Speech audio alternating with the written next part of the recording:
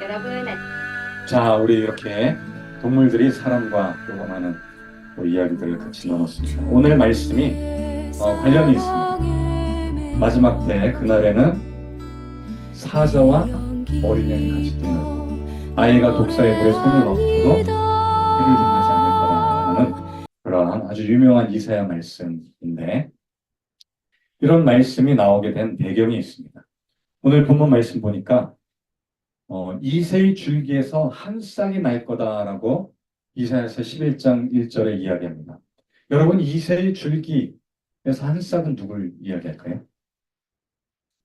이새의 줄기. 이새는 누굴까요? 이새가 누군지를 알면은 다윗의 아버지이죠. 그렇죠. 이새로부터 왕이 생겨난다는 거죠. 그게 누구냐면 바로 다윗 왕이고요. 다윗 왕은 한참 뒤에 14대, 14대, 14대 가다 보면 누가 나올까요? 마지막에 예수님이 나옵니다. 즉 이새의 줄기에 한 싹이 난다는 것은 다윗 왕으로부터 예수님이 바로 나타날 것이다. 메시아가 올 것을 이야기하는 말씀입니다. 실은 이새는요, 이제 유다 지파지만 그렇게 크게 두각을 나타내는 뛰어난 이런 가문은 아니었던 것 같아요. 왜냐면 양측이었잖아요. 양측이. 다윗은 양측이었습니다. 그리고 이새의 아버지가요. 누구였을까요? 그리고 이세의 어머니가 혹시 이 어머니가 중요합니다. 이세의 어머니는 누구였을까요? 서영순 우리 권사님이 아실 것 같아요. 이세. 힌트를 드리자면 이세는 다문화 가정. 우리나라로 따지면 조선족 아이나 아니면 이제 베트남 여자로부터 이제 시집 와서 태어난 아이. 아빠는 한국 사람인데 엄마는 베트남. 이세도 마찬가지. 이세의 엄마가 이방인이었어요. 모함 여자였어요. 누구였을까요? 힌트를 드리자면 그 어머니, 그 이세의 엄마의 어머니가 시어머니가 아주 유명합니다. 나오미라고, 나오미.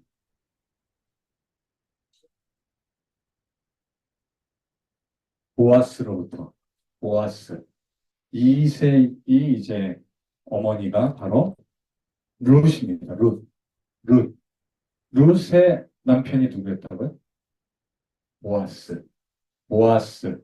보아스가 바로 이세의 위, 이제 윗대입니다. 바로. 즉, 이세는 다문화 가정이었어요. 자기 어머니가 이방 여인이었습니다. 그런데 그 이방 여인으로부터 누가 나왔다고요?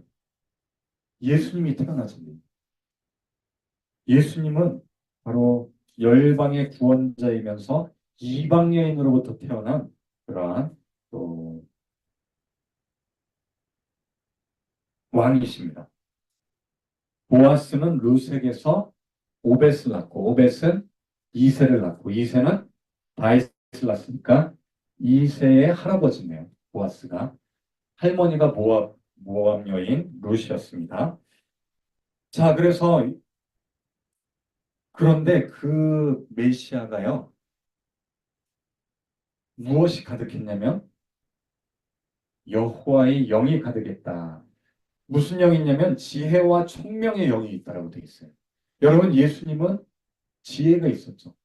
어렸을 때부터 지혜가 넘쳤다라고 되어 있습니다. 그리고 바리새인들, 사두개인이 정죄할 때, 너, 저 여인, 그 가늠한 여인, 어떻게 할 거냐 했더니, 돌로 쳐 죽여야 된다고 사람들이 할 때 예수님이 뭐라고 했나요? 지혜롭게 이야기해서 죄 없는 자가 돌로 치라. 예수님은 지혜의 영이 충만한 분이었습니다. 또한 모략과 재능의 영을 갖고 있다고 돼 있어요. 사단과 싸울 때 사탄 마귀가 계속 유혹했잖아요. 뛰어내려라. 내가 이 땅을 너에게 주겠다. 돌을 가지고 무엇을 만들라? 떡으로 만들어서 배고프잖아. 너 40일 동안 금식하지 않았냐. 떡을 만들어라. 예수님은 지혜와 모략과 재능이 있었습니다. 그런데 예수님은 모략을 가지고 사단을 하나님의 말씀으로 이겼습니다. 또한 지식과 여호와를 경외하는 영이 강림하시니 이 지식은 무엇일까요? 하나님을 아는 지식이 여호와를 아는 지식. 여러분 하나님을 아는 지식은 어디에서 우리가 알 수 있냐면 첫 번째 하나님의 말씀으로부터 우리가 여호와를 알 수가 있습니다. 두 번째는 어디에서 알 수 있을까요? 두 번째 바로 자연에서. 모든 자연 만물이 창조주가 살아계신다. 창조주가 모든 것을 만드셨다는 것을 우리에게 보여줍니다. 그래서 이렇게 이새의 줄기에서 난 한 싹, 그분은 여호와의 영이 충만하다. 지식과 또 경외의 영, 하나님을 경외하는 그런 영이 충만하다. 여러분 하나님을 경외한다는 것은 그분을 존경한다는, 그분을 사랑한다는 것입니다. 하나님에게 재능이 있다는 것, 예수님에게 재능이 있다는 것. 우리가 여호와의 영이 임하면 우리도 어떻게 될까요? 재능이 있어요. 지식이 넘쳐납니다. 여호와를 아는 지식이. 지혜와 총명이 넘쳐날 줄 믿습니다. 어제 질문들이라는 프로그램을 이제 봤는데 거기에 누가 나왔는지 아세요? 예산 사람 백종원이 나왔습니다. 백종원이. 손석희가 막 질문을 해요. 당신 이렇게 장사의 신이다, 당신은. 근데 이제 몇몇 패널들이 물어봤어요. 우리 지금 고객이 30%나 줄구나 그랬다니까 백종원이 그거 당신 지금 옆에 공사에서 줄었지만 그걸 오히려 이용해야 된다. 공사를 하면 거기에 공사하는 사람들이 음식점에 엄청 방문할 거다. 거기에 메뉴를 맞춰서 이제 그 사람들 입에 맞춰서 하면 대박이 날 거다. 막 해주니까 이 자영업자들이 위로를 받아요. 내가 알 수 없었던 건 내가 지금 옆집이 공사해서 사람들이 점점 고객들이 줄어드는 줄 알았더니 백종원은 따르게 본 거예요. 그러니까 거기 있는 사람들이 백종원이 하는 말에 다 감탄합니다. 야, 백종원은 위기를 오히려 기회로 삼는구나.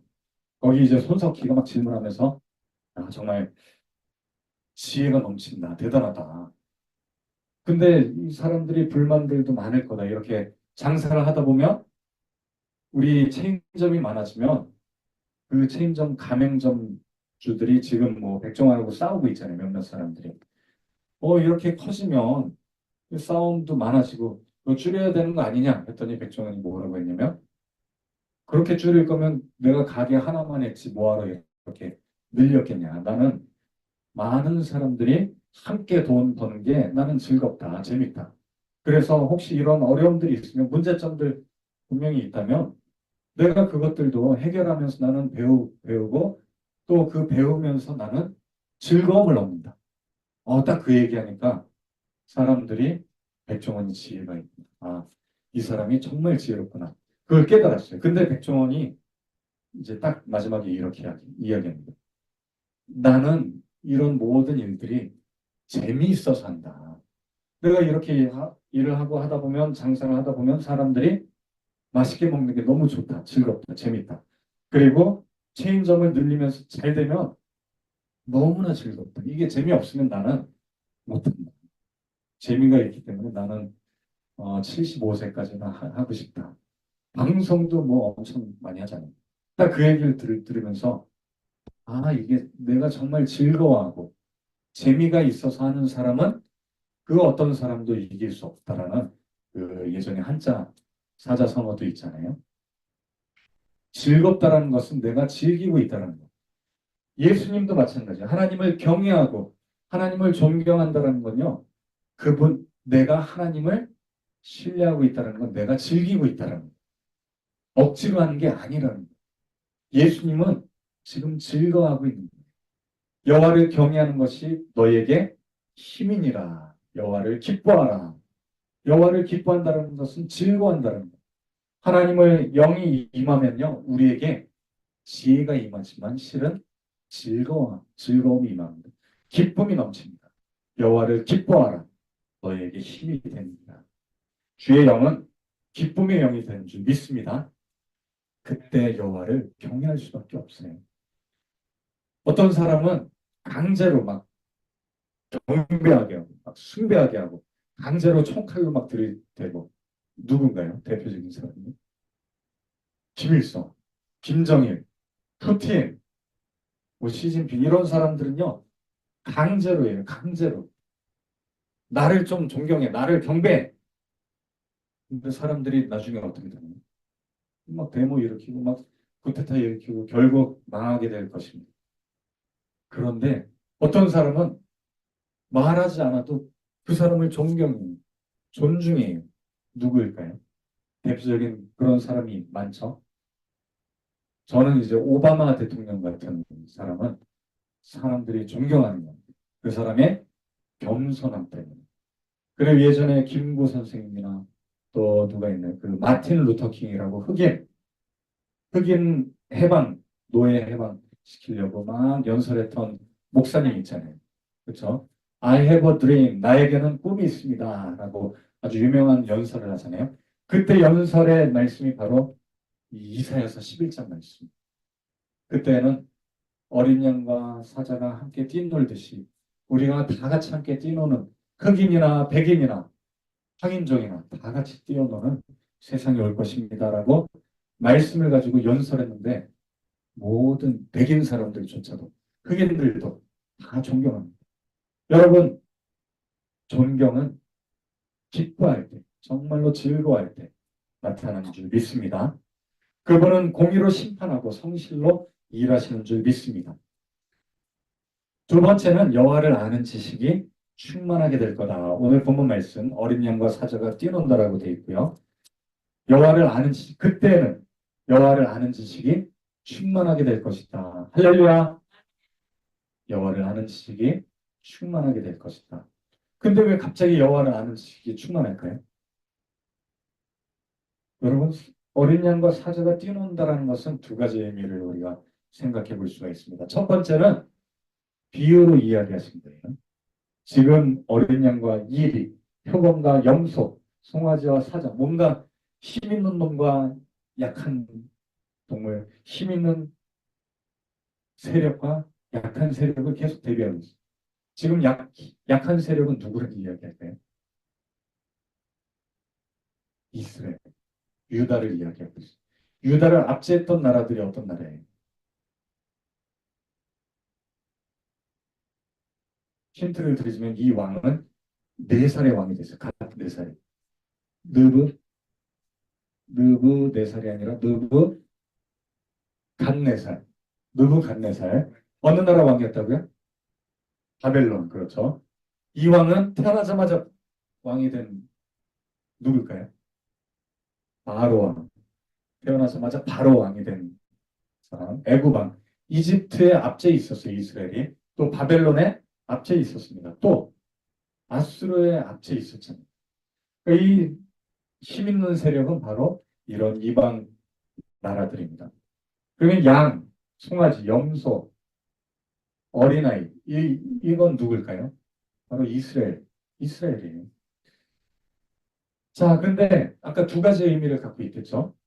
이스라엘이 해방이 된다는 거예요. 이스라엘이 결국 누가 왔을 때? 여호와를 아는 지식이 충만해질 때. 누가 왔을 때? 예수님이 오셨을 때. 물이 바다를 덮은 같이 여호와를 아는 지식이 충만할 때. 여호와를 아는 지식, 아까 지식의 영이 충만했던 자 누구였나요? 예수 그리스도였잖아요. 예수님이 오시면 이스라엘이 해방이 된다는 거예요. 이스라엘만 해방이 되나요?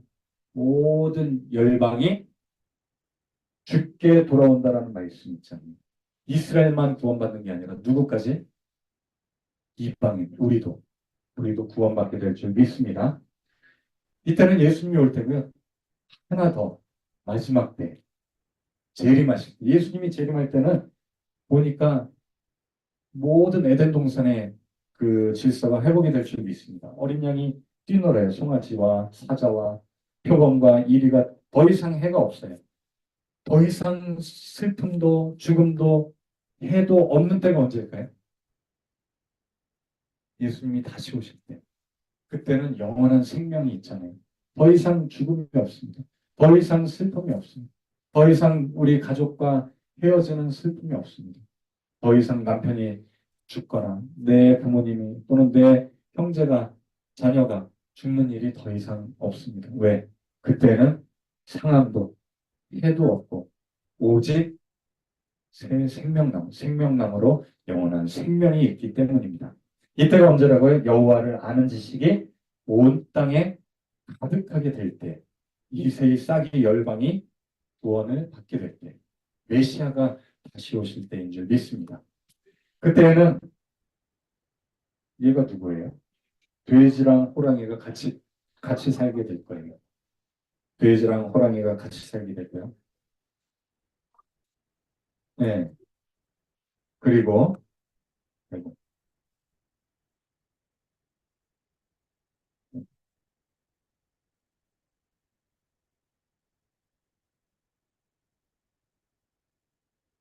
그때는 서로 싸우고 잡아먹고 그러지 않을 거예요.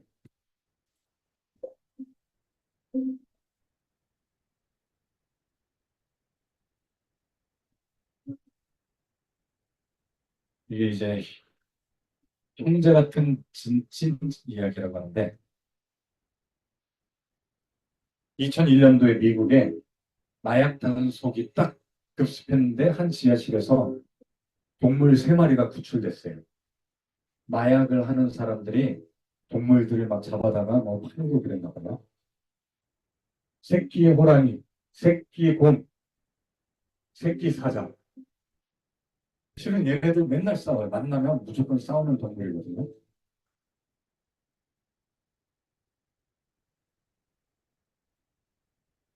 이제 그 덫이 손이 잘라질 뻔했어. 막 구출해줘서 얘네들을 이제 동물원에서 키우려고 하는데 같이 있으면 안 되니까 따로 분리를 하니까 얘네들이 막 울어요. 그래서 어쩔 수 없이 같이 키웠대, 동물. 근데 친하게 지내. 얘네들이 셋이 항상 친하게 지내. 항상 자기 형제처럼 지냈다는 겁니다. 서로 핥아주고, 비벼주고, 부벼주고, 이 보호소에서 같이 살았다고.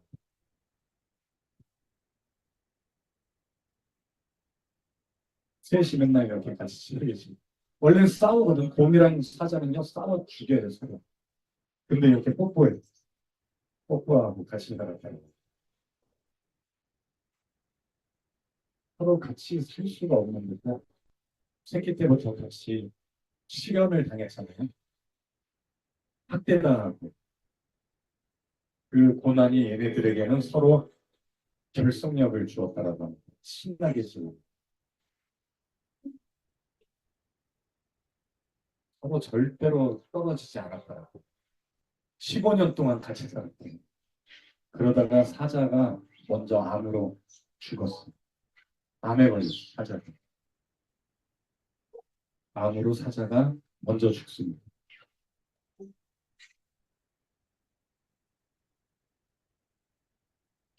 이제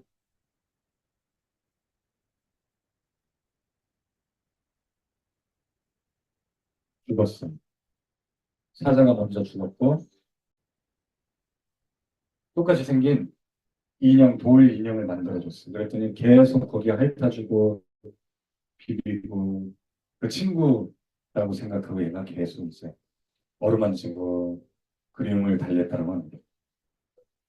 2년 뒤에 호랑이도 죽었어요. 끝까지 호랑이를 곰이 핥아주고 자기 형제처럼 합니다. 이제 곰만 살아남았어요. 곰만. 곰은 아직까지도 사람들이 이렇게 돌봐주고 있다고 합니다. 친구들 옆에서 이렇게 떠나지 않고 살고 있다고 합니다.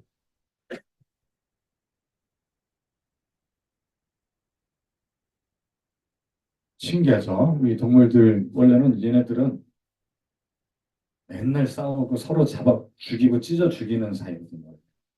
이게 어떻게 가능할까요? 새끼 때부터 같이 사는 거, 같이 살고 또 학대받았잖아요. 사람들의 학대를 같이 고난을 받으니까 얘네들이 서로 이렇게 의지합니다. 서로 의지합니다. 어쩌면 마지막 때 우리가 고난 가운데, 고통 가운데 어쩌면 이 세상은 고난의 세상인 것 같습니다. 그때 누구를 의지해야 될까요? 바로 예수 그리스도를 우리가 의지함으로 하나님을 또한 만나는 여러분 되시길 예수님의 이름으로 축원드립니다. 마지막으로 이스라엘의 회복과 통일에 대해서 또 이야기하고 있습니다. 그날에 에브라임의 질투가 없어질 것이다. 유다를 괴롭게 하던 자들이 끊어질 것이다. 유다와 에브라임이 화해한다고 되어 있어요. 에브라임은 누군가요? 북이스라엘을 대표하는 지파입니다. 남유다와 북이스라엘이 화해하게 될 거라고 되어 있어요.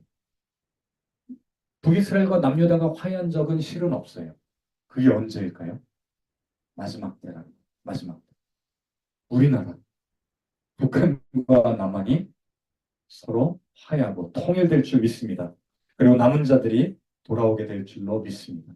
그때는 바로 메시아가 다시금 우리를 통치하는 때일 줄 믿습니다.